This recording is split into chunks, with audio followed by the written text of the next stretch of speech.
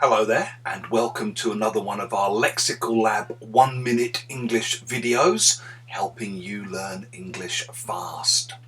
Yesterday I was chatting online to an old friend of mine who's also a teacher, and I was asking him how work was going, and he basically said to me that up until 3 months ago he'd never done any online teaching whatsoever.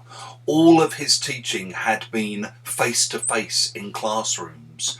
Then suddenly, because of the coronavirus crisis, he'd been forced to pivot, to switch to online teaching. And he said it took a bit of getting used to, but now he's okay with it. If you say that something takes a bit of getting used to, you mean it takes time before it becomes normal for you. It takes time for you to get used to it.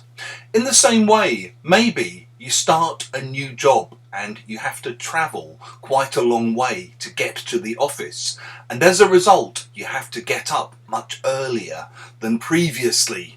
So you might say, how's the new job going? Yeah, it's okay. I have to get up really early, and to be honest, that's going to take a bit of getting used to. But apart from that, it's fine. If you like this video, please click the like button, share it with your friends, and subscribe to our channel.